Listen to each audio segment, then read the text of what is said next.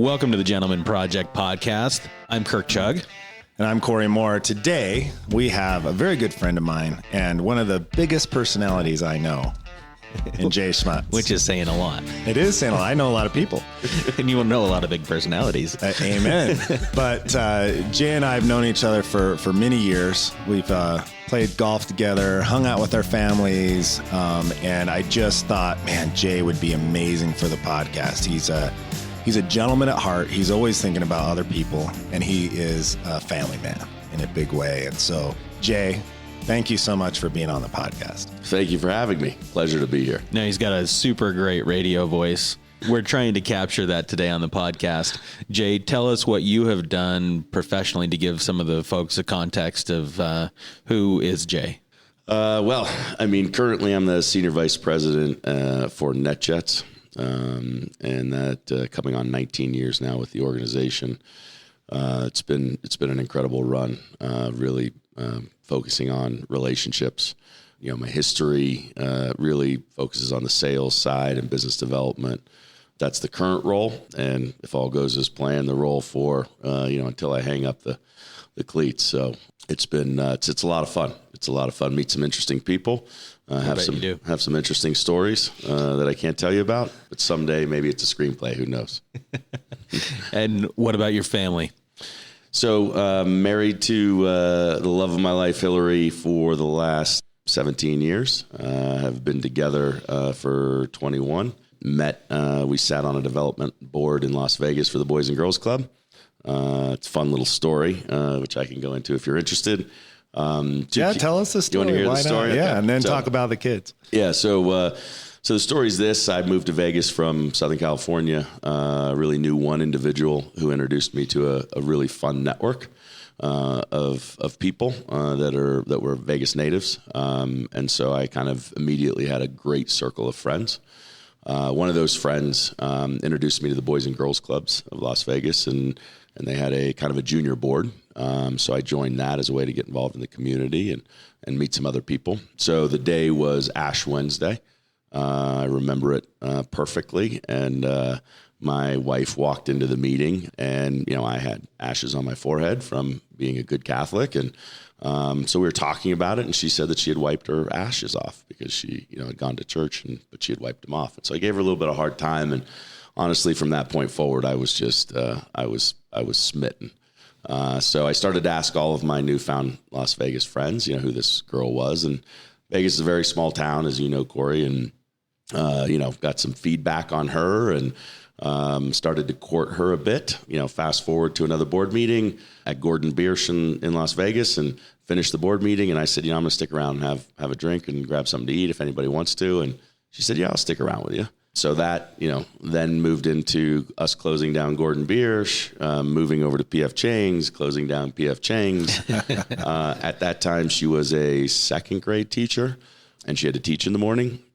So I know I woke up at 9:30 in the morning with an incredible headache. I immediately called my florist and had flowers sent to her school with a note that I still have today that says, I hope you're not hurting as bad as I am. And the rest is history. That was the courtship, awesome. If you will. And the product of this marriage, your kids? Our kids, two wonderful children that, we've had the joy of introducing to Corey and his family a number of times. Angeline is about to be 15 in October. She currently plays volleyball for Park City High. And then our son Wyatt, who is 9.5, who is a 110% boy, plays anything with a ball. Is a physical kid, and we are very, very blessed, right? I owe all of that to my wife, candidly. Incredible mother, incredible partner. Our kids, definitely, their bad habits are inherited from me. Daily, we all kind of have to take a pause to realize how blessed we are. So, and Hillary is amazing. She's so cool. We adore her at our house. So, Jae, let's rewind the clock a little bit. You're Mr. Personality in my mind, right? And very good at building relationships. Where did that come from? How did you become who you are today? And were you always that way? Like, did you grow up with the big personality and loving others and being a people person? Or was that learned? Tell us a little bit about your upbringing, where you grew up, and why you are who you are in your mind. So pretty simple answer to that pretty involved question. And I can easily say that it's my father, right? My dad is a big personality. He and I are, as my mom used to say, two peas in a pod. I have an older brother who is 4 years older than me, retired from the Orange County Sheriff's Department after 30 years of service. Just got off the phone with him. He retired in Montana and living the good life, and volunteer firefighter and kind of doing his thing. And sounds like a dream. Yeah, he's definitely living the dream. However, for 30 years, he did not live the dream. Thank him right now for his service. Thank you. Yeah, he is. He's a special dude, complete opposite of me, right? And so he got my mother's personality. I got my dad's personality. And so long answer to your short question. I got it from my dad. Upbringing, I was born and raised in Southern California, in Torrance, California. Mom was the youngest in a very big Sicilian family. My grandfather and grandmother migrated over from Sicily, along with a few of my aunts and uncles. My mom was born here, but Italian or a Sicilian dialect was the first language she spoke in Pennsylvania. Dad was born and raised in I guess what most would consider poverty, on a farm in Kansas.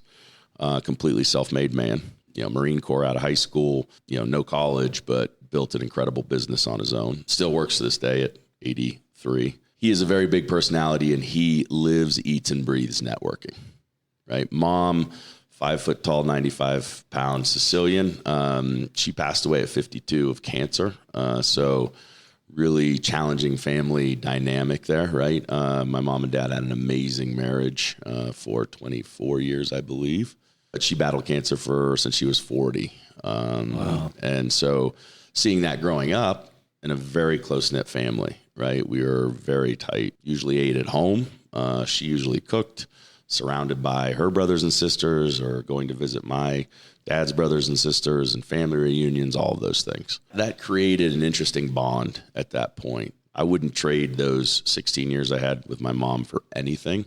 She was the most incredible mom you could ever imagine, right? But at that point, I was 16. My brother was 20. My brother was in college at the time. So my dad and I were always very close. And so that just created this even stronger bond, right? Because he had to play both dad and mom going through high school and college. And to this day, really. I think that was the start of kind of an interesting and very strong bond between my dad and I. I mean, I recall going to an event with the governor of California at the time, which was the elder Jerry Brown, and my dad introduced me as his younger brother, right? So we had a lot of fun. Went to a ton of Dodger games, air shows, you name it.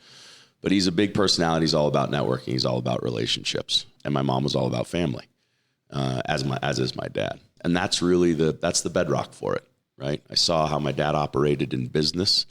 I saw how my mom operated in family.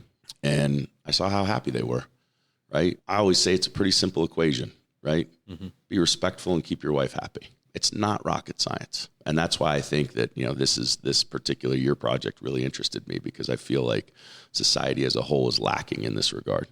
I think we need to get back to teaching our youth as to, what true respect is, whether it's your partner or whether it's an elder, whether it's a coach. And so I saw that, right? My dad was a Marine.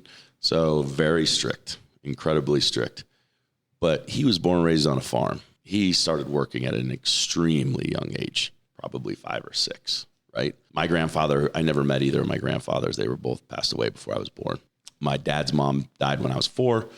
Knew her, do remember her. My mom's mom died. She lived with us for a number of years. So my Nana was my grandma, right? My Sicilian grandmother, who didn't speak much English, but she was incredible.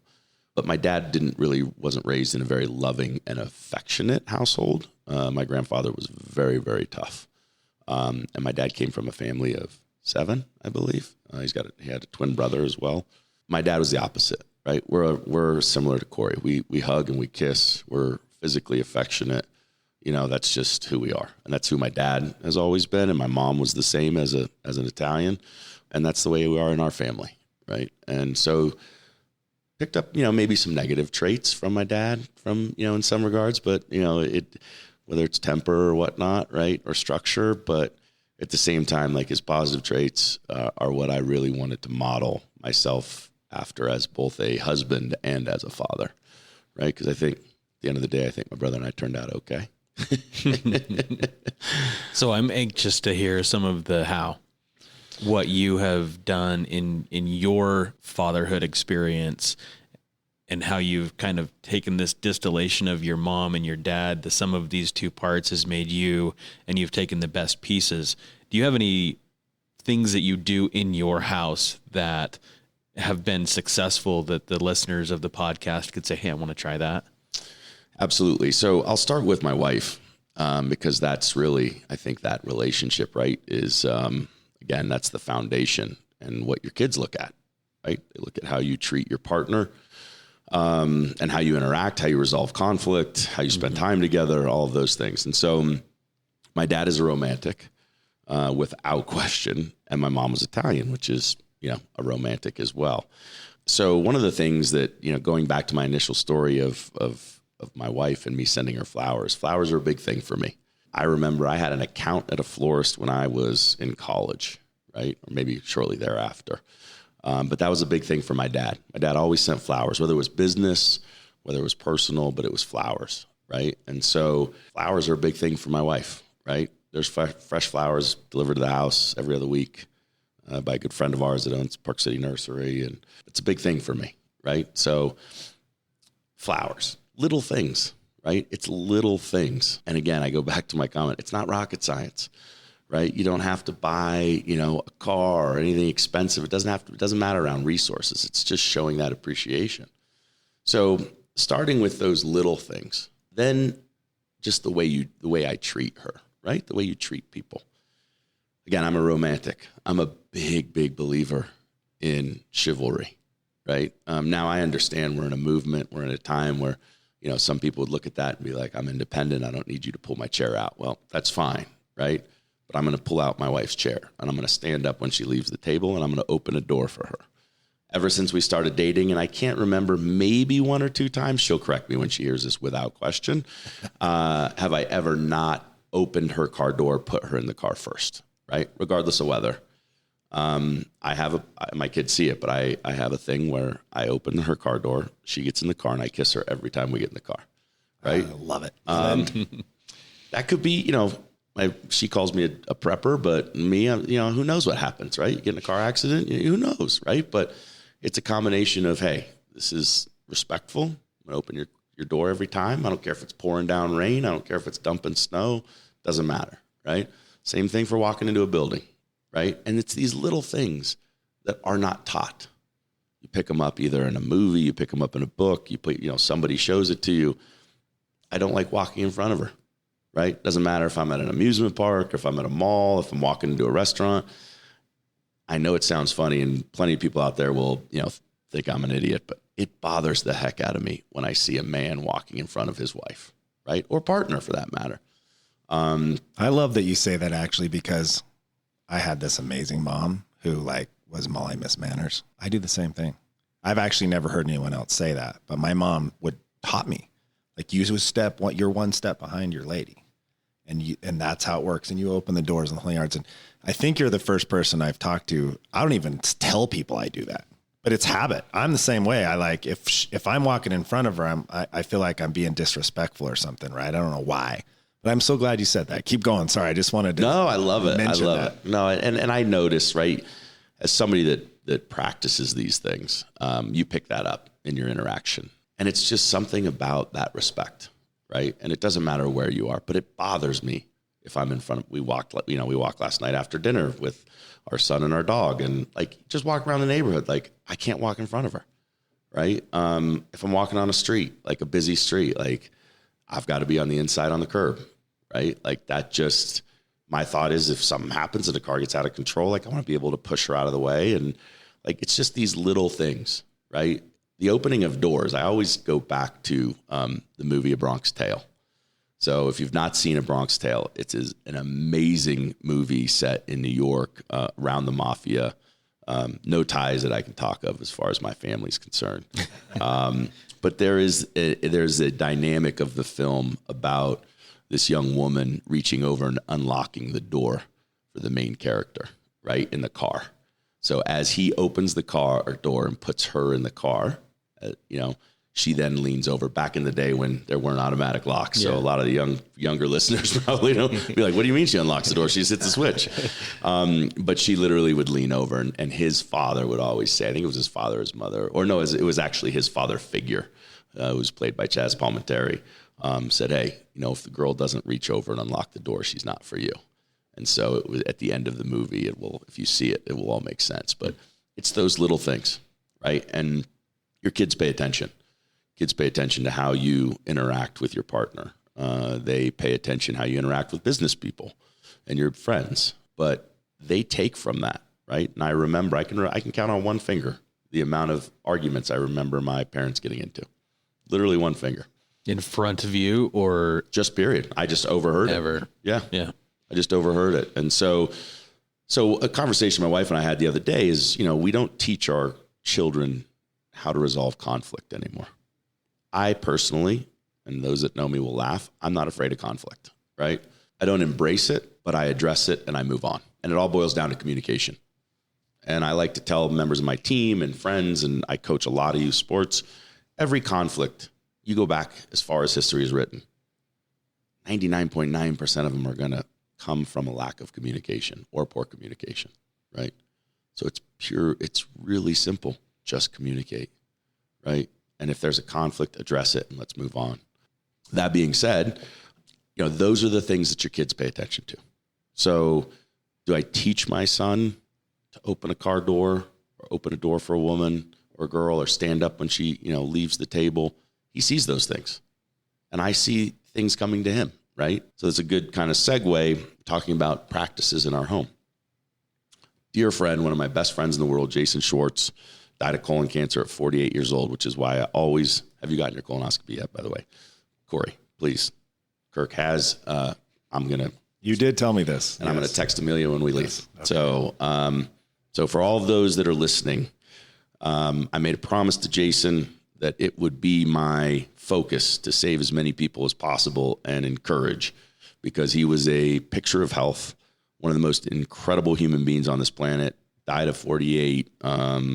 And it was something that, it is a preventable disease. So before he passed away, he has two boys that are incredible, incredible young men. And ever since they were little, he would take them to breakfast every Friday morning before school, 7 a.m. And so we would play golf every Friday, he and I and two of our other great friends.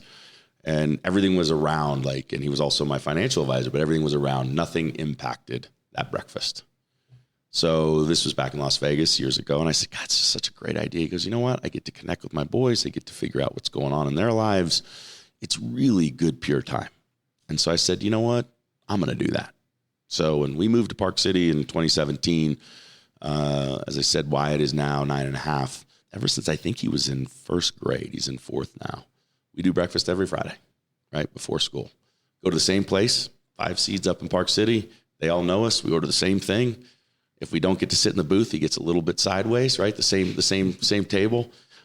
It's such a pure time, right? I don't work. I don't look at my phone. He'll bring a book that we want to look through together. He'll bring, whatever it is for us to talk about. But it's 40 minutes, right? But it's such a great time. And so those are the things, Kirk, you ask, right? What practices? Tried to encourage our daughter to go, but she's, about to be 15, teenage girl, whole different conversation, probably a different podcast actually. But that time with him, and we don't miss it, right? When we take trips, if we're gone on a Friday, he and I are going to breakfast, right? Even we try to do it even when we're camping, right? Friday morning, buddy, we're camping. Let's go do something, right? That's cool. So it's that time, right? It's that unfiltered, no screen time, no interruptions, me and him talking about whatever. Could be talking about sports, could be talking about school, could be talking about fishing, doesn't matter, right? But he knows he's got me. Super cool. Thanks for sharing that. You also got the fishing thing there. Are you still doing that? Oh yeah. Yeah. We just fished the other night on Sunday. Yeah. My kids are looking at me when we're going up to Glenwild, and Jay's always doing something with his kids, we're having dinner and then he's going to do fishing or golf or whatever. And my kids are always looking at me thinking, you're kind of lame, Dad. Not at all. You don't take us fishing, Not at all. But he is always kind of, it seems like you're always thinking about, when's our next camp trip, or when are we going fishing, or when are we going to do something as a family? And I just respect that of you. Thanks, man. It, again, I think a lot of that comes from my family. My dad, as busy as he was, I tell people, back in the day before technology, he was an 80-hour-a-week guy, never missed a game, was the coach, growing up as baseball, was the president of the Little League. Like, he was always there. Now thinking back on it, I don't know how he did it, right? I know how we do it today because we're always connected. But in that type of, in that age, if you will, without the connectivity that we have, he was always there. And we always did family things, right? Whether it was camping or motorcycle riding or water skiing, like that was our deal. And so from a family perspective, especially today, right, where our kids are so attached to their screens and the technology, like we try and find those things that detach them, right? Skiing is one of them, right? Love the fact that I can be on a chairlift with my kids and they're not on their phones and we're just talking about whatever. So skiing's one of them. Camping's another one of them. Fishing is a huge one, right? Fishing, I fished a little bit with my dad as a kid, but I attribute that to my best friend in Las Vegas, Randy Black, who Corey has met, who is an incredible fisherman. He got me addicted to it, before I even had kids.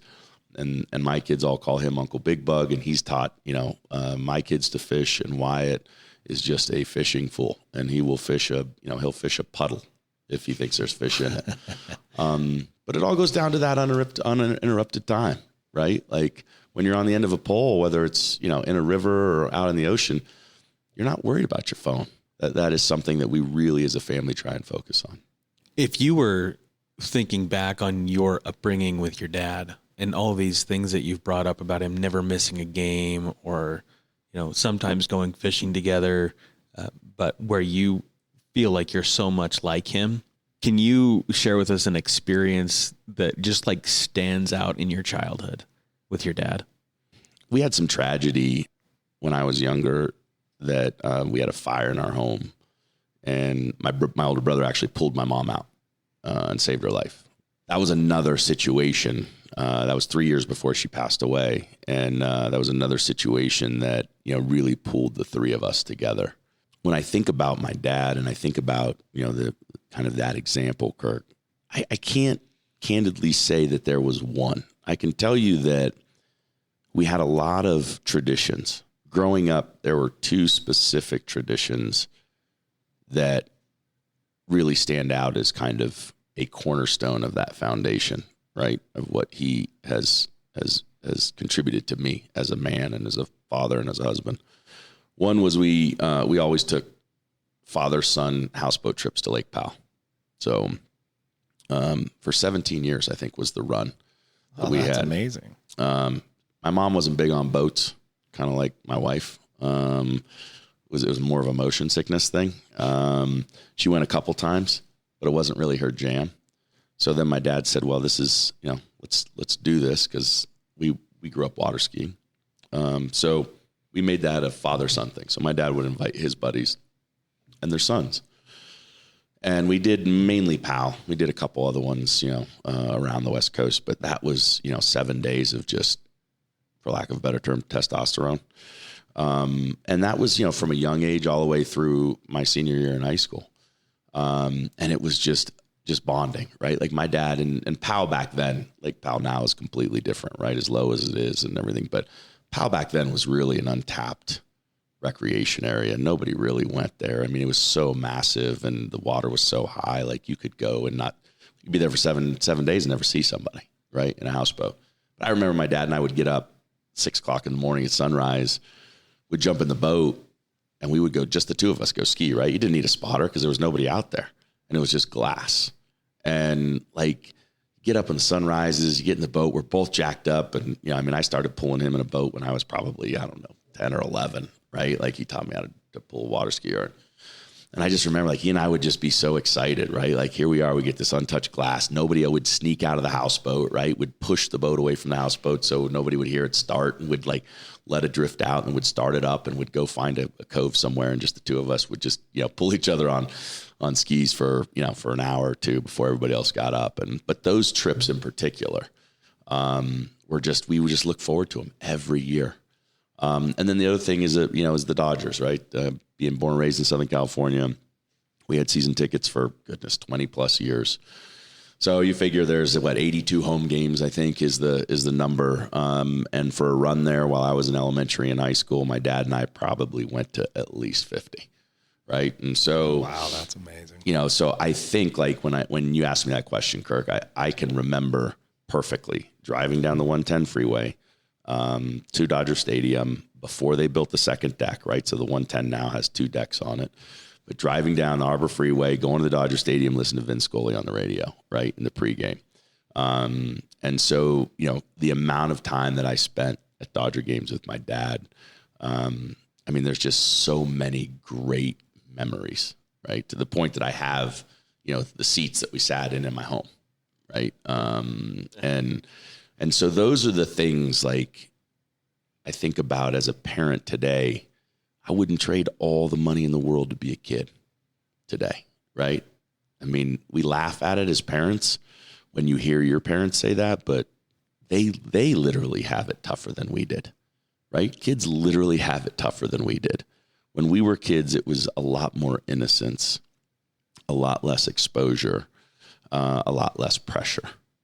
And so what we as parents, my wife and I do, is we really figure out, how do we make it easier on them, right? Knowing what they're going through, whether it's their peer groups or, we're pretty big sticklers on social media. That's not something that is permitted for our teenage daughter.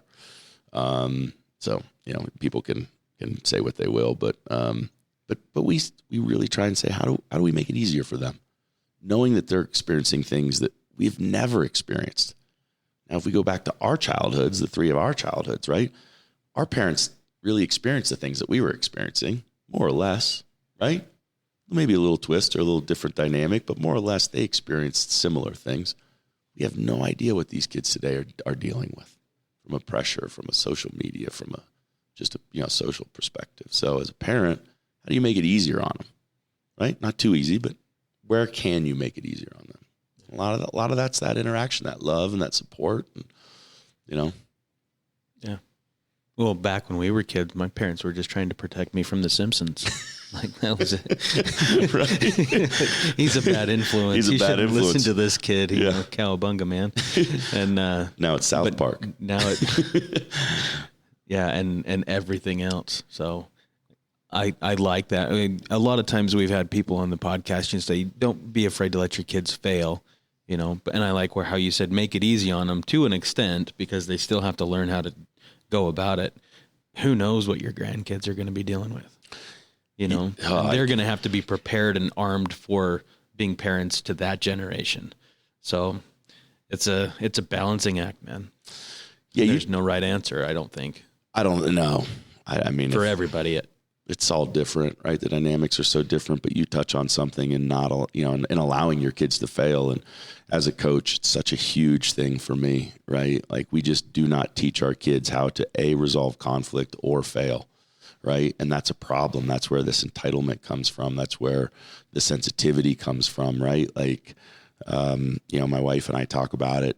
Our boy, again, he's all boy, he's physical, he's got some conflict at school with, one or two of the other boys. And I said, back when we were kids, my parents didn't get involved. I didn't come home and tell them. Like, we figured it out, whether that was a fist fight or a wrestling match or a football match, whatever it was, but you figured it out.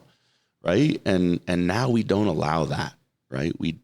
Us as a society, we helicopter our kids. We get involved in everything. It's like, we have to teach the youth of today how to resolve conflict and how to communicate, right? And how to fail. And failing that's how you learn, right? And that's what I tell every single one of my teams. Listen, you guys go out there and you give 110%. You leave it all out on the field. The scoreboard will take care of itself. And if it doesn't, what do we take from it, right? Where can we have gone? Where could we have been better? And how do we fix it next week? Your comment really resonates, because I think that's a huge, huge piece of, where we as parents and adults and mentors can be better. What do you coach? Why do you coach? And what have you learned via the coaching these young youth today? It is definitely a passion, right? My dad coached me in baseball all growing up. He was very involved. I got into coaching baseball when our son was when we were in Las Vegas and he was playing t-ball. You know, it was one of those things where I've always loved kids, just as a group, right? Even going back to high school and kind of different volunteering opportunities, just have always loved kids and courting my wife when she was a teacher. I would love to be in her classroom, right? I would live to go into her classroom and just interact with the children. So that t-ball coaching morphed into when we moved out here. A dear friend of ours got us involved in lacrosse. I'm a West Coast kid. Didn't exist when I grew up. Park City and Utah actually is one of the fastest growing states in the country when it comes to lacrosse, and so got us involved in that and started coaching Wyatt when he was in kindergarten. Fell in love with the sport. Fell in love with everything about the sport. Right, the physicality. The fitness, that physical element is very good for young boys, and it's incredibly good for young women as well. Our daughter picked it up in 5th grade, I believe. I coached her for a year, which coaching girls is a whole different ballgame than coaching boys. I loved it. I absolutely loved coaching the girls. It's just a completely different approach. So I've stuck with it for Wyatt. He's now in 4th grade, has played year-round. He's played fall and spring.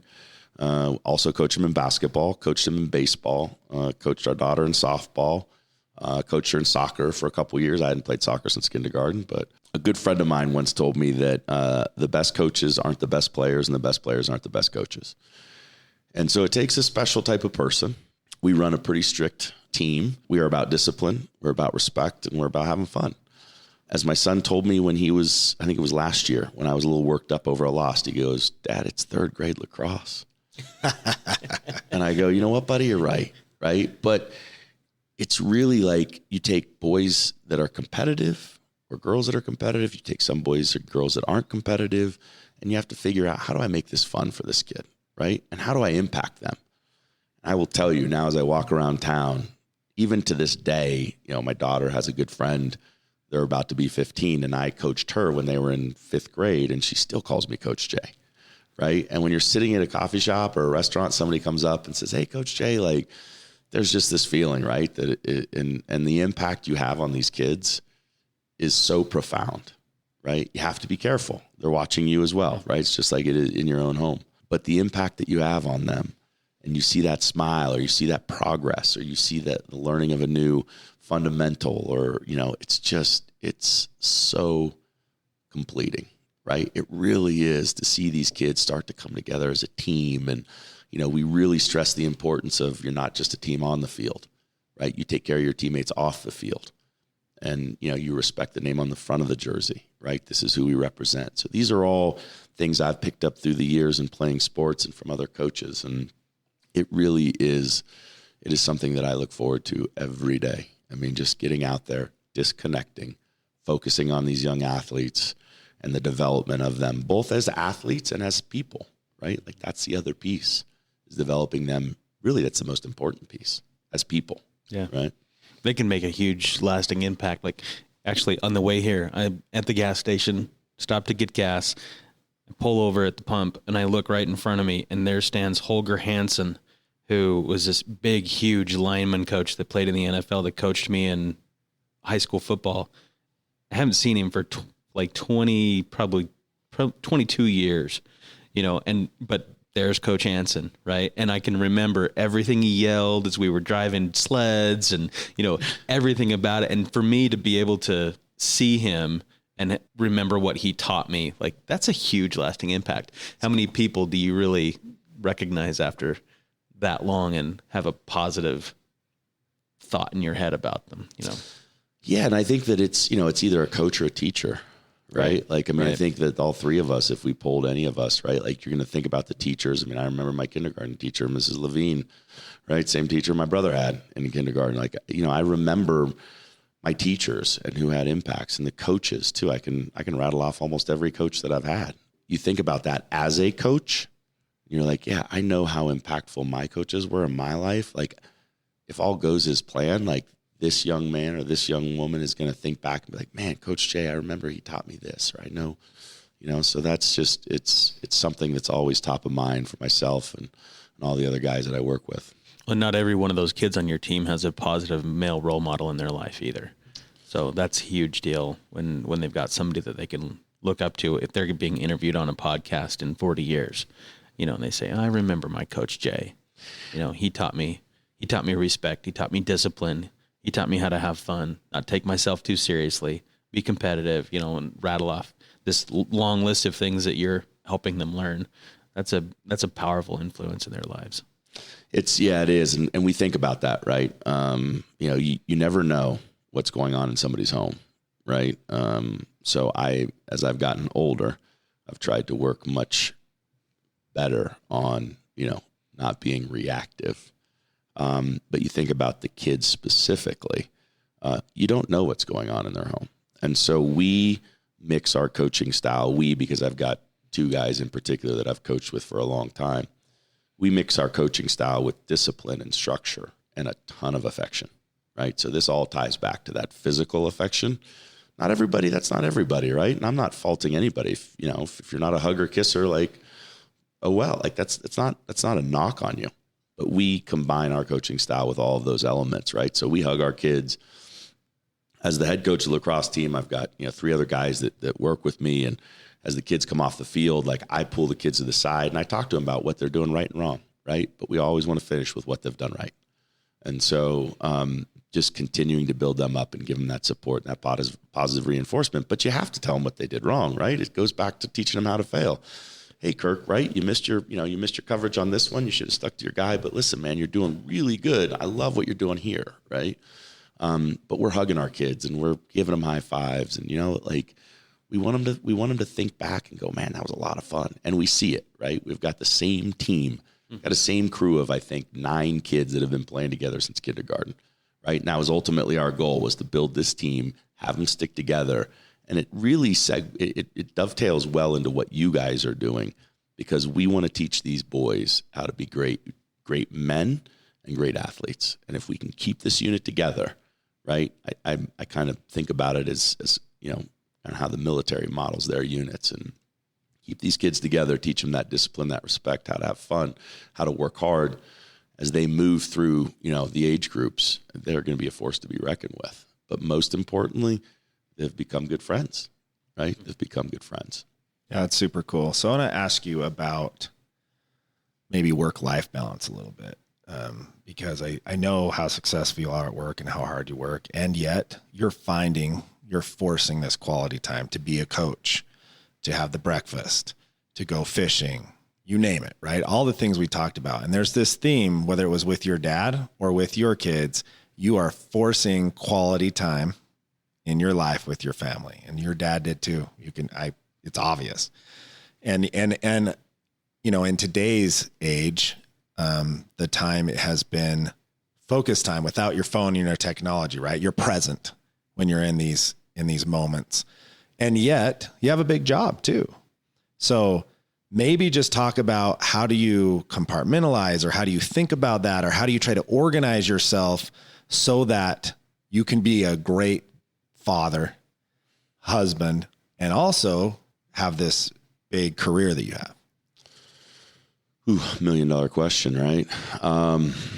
I will tell you that my role at NetJets and NetJets specifically as an organization, they give those of us in our roles quite a bit of autonomy, and which has kept me here for 19 years, right? It has allowed me to work that balance. Now, that being said, the first couple of years weren't like that, right? Long hours. There was a time where when we lived in Las Vegas that I commuted weekly to California. And so I would leave on Sunday and come home on Thursday.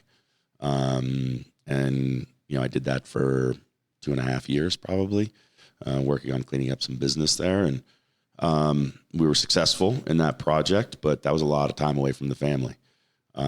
So it's not, that wasn't immediate by any means. The move to Utah was phenomenal for myself and for my family. That was something that, we spent a lot of time up here for a lot of years.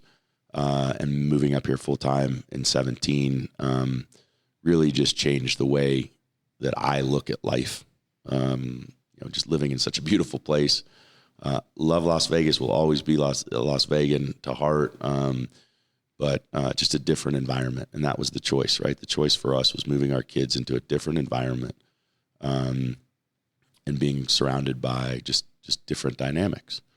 And really, from an education perspective, and then also from an outdoors perspective, right? Being able to go out and be active outdoors year round. That balance that you speak of, Corey, I mean, it is something that I think of daily. Since I'm Catholic, I have that Catholic guilt. So when my son walks into my home office and says, "Dad, let's go do this," I'm like, well, I got to go do this. I only got so many years, right? Technology definitely helps, right? Being able to be connected helps with a lot of these things, right? Whether it's camping or fishing or you name it, right? Being able to be connected and being responsive to the business allows us to do that. Now, that being said, when I'm coaching, I don't look at my phone a single time, right? I think it all boils down to priorities, right? What's most important? Could I have chosen a different direction in my business life and been more successful, quote unquote, from a monetary perspective and an earnings perspective? Absolutely. But that's not what's most important to me, right? Seeing death with my mom at 52 at a young age, I think opened my eyes up to how short life can be. The recent passing of my friend Jason really hammered that home, right? What's important. And I think that is what I really try and focus on, right? You have an issue at work. Okay, let's figure it out. Is it important? Yes, it's absolutely important. So let's figure it out, right? But is it cancer? No, right? So let's just figure it out and let's move on. And so when you prioritize your time with your family, but still being responsive and still doing your job, right? And making sure that you're answering to whoever needs to be answered to. It's tough to find that balance. We're not perfect. I'm not perfect. I mean, my kids will remind me that from time to time, get off your phone and this, that, and the other. And so, I'm glued to my phone just like most of us. We are a 24/7 business, so I'm never far from it. But also I think that people are respectful of that. Most are. And you do have to force yourself, right? Because a lot of times you want to fall back to, and I have a home office. So, I'm going to work till 10 or I'm going to work till, I'm going to go to bed. It's not healthy, right? So it's really discipline is what it is. Now, I've been blessed in the fact that I have an occupation that allows me to do a lot of these things. But at the same time, it's discipline, right? And can I work harder for that next deal or can I work harder for whatever? Yeah, I absolutely can. But kids are only young for so long, right? And we don't know. So I think, directly to your question, which is an amazing question. And I wish more people would focus on it, right? Because we are so caught up. It goes back to the youth being pressured and this, that, and the other. We as adults are all pressured to succeed, and whoever thinks that success is, measured by X. But that really is up to you, right? What's success in your eyes? Are you going to look back on it when you're 60 and you go, man, should have spent more time with my kids, right? I was talking to my brother on the phone today, and he goes, man, that's the joy of social media. I think the main positive of it is being able to keep up with your friends and your family. And my brother's like, man, your kids are getting big. And I was like, God, you just blink, right? We all know, right? All three of us have kids. It just goes so fast. So I'm taking every possible minute I can, right? And whether that's sacrificing work or sacrificing, personal time, I don't care, right? I only got so much time. And I think it's a direct correlation to what I do for a living, right? I sell time at the end of the day, and I know it. I know that it's valuable, specifically with your family. Well, thank you for answering that, because I think it's important. I think a lot of people pretend that they have balance, right? One of our other guests, I think it was Derek Porter, but said, it's more of a times and seasons kind of a thing. And I think that's true. The more I've looked at my own balancing act, there's some times when work, I have to do it and I just have to be all in. Maybe we're going through an acquisition or we're trying to close a big deal or whatever. And there's more time, but then there's other times when I can disengage and go on a vacation or, go to a ball game or you name it. And so I think some people feel like the balance has to be like the same every week, every day. And I would say that times and things and seasons idea of, hey, you're going to be really busy. Sometimes you're going to be less busy. If you're disciplined, then when you're less busy, you'll focus on your family and your kids and the quality time and the relationships. Right. And so that's helped me, this idea of times and seasons. But I can tell talking to you and knowing you that you're good at that. And that's why I asked the question is you have focused your life on making sure that you find quality time with your family. And that's huge. We've had people on the podcast when we've said, we may have asked a question like, okay, well, if you had to do it all over again, what might you tweak? There's been many people who said more time. I would have spent more time with my family. We had that. My dad had cancer in his 50s and we thought we were going to lose him. That totally changed our whole family's perspective. And we were pretty good at it before. But when someone in your family gets close to death or you lose someone, it kind of shocks you into what probably is closer to reality. And that is time is short and you better spend it smart. Right. You could not be more spot on. Right. And this is something that I've learned from Corey too, is time is like water. It just flows in the least passive resistance. And if we don't schedule something, like Corey's life is dictated by his calendar. He knows what he can and can't do in certain points of the day and the week and the month. And I've learned that from Corey that, like weekends and these times during the week, they're mine. They're already booked. They're booked with the most important thing that I could ever do. And nothing's going to infringe upon that. I usually start my days at 9:15 because I can be to Salt Lake by 9:15 because I dropped my daughter off at 8:30. And those times of just remembering Dad dropped me off at school almost every morning of my elementary experience, that memory is going to be really, really valuable. But if we don't schedule it, then time just kind of slips through our fingers like water. You go, oh, where did the time go? The time was filled up by things of urgency.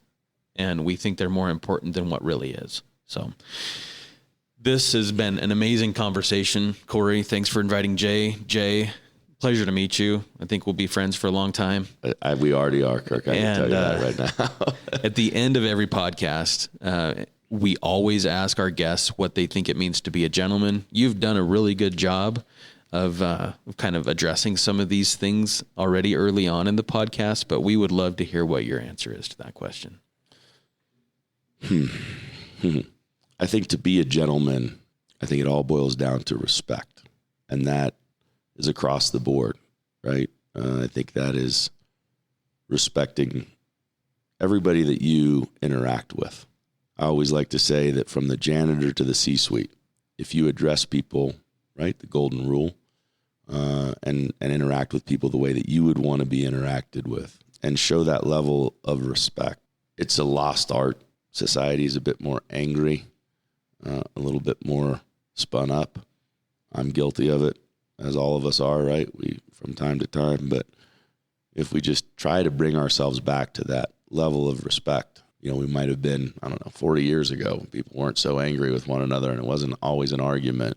That's, to me, being a gentleman is showing that respect. And I think that to take it a step further, I think really understanding and respecting your partner, because that's really where it starts, right? We talk about what we do in our home for our kids, and that's, and I'm proud of it, and it's a constant work in progress, as the two of you know. Like, you cannot let up one single minute, especially with with the young ones. But it really starts with your partner, right? And respecting your partner, and regardless, like, if, again, not everybody's affectionate, so that's fine, but just affection isn't respect. Just being respectful, right? And showing them that you appreciate and respect them. I think that starts a wave, right? As your kids or people around you notice that and they go, I think I could be better, right? And you talk about time, and, you know, my wife and I try and have a date night at least once every other week, right? Sometimes it's every week if we can make it happen. That's just her and I, right? To dinner somewhere. You've got to find that time for yourself. Find the time, right? That is a recurring theme throughout today's podcast, is find the time, make the time, be disciplined. And being a gentleman is being respectful, but it really does start with your partner. And if you don't have a partner, then it starts with, you know, your closest friend, because that's going to create a habit, and it's going to create behavior, and it's going to be second nature. And I think that your project here, which I absolutely love, that's how we can make this change, right? Is really getting our brothers and sisters to respect one another across the board. So you started at home, it's going to translate into the office, it's going to translate into the field, it's going to translate into everywhere. But that's where I think we can make that change. Thank you. We hope the podcast is an amplification of your message. And if you've listened to the podcast today and you've felt like you could do better, be better, find the time, make more time, be a little bit more respectful towards your closest friends and family, and we can ripple effect that down the line, then the podcast has served its purpose today. So thank you, Jae, for joining us. Thank you for having me. Thanks for your insights, Jae. It was very, very good. Thank you. Thanks for your friendship, buddy. And thanks for joining us on the podcast today. We will be posting this, obviously, wherever you're listening to the podcast. You can find us, you can subscribe to the podcast, and you can get each new episode downloaded to your device so that when you've got a little bit of time, you can take it, fill it with good stuff. If you've heard something today that you think is important that you can share with somebody, if a name popped into your head today, take a second and share the episode with them and tell them why you're sharing it with them. Thanks for all you do as our listeners to help and encourage us, and the interaction that you have with us on social media and all the other places that we try to put this message out. I'm Kirk Chug. And I'm Corey Moore. Go out and make time to create, ladies and gentlemen. Thanks, everyone.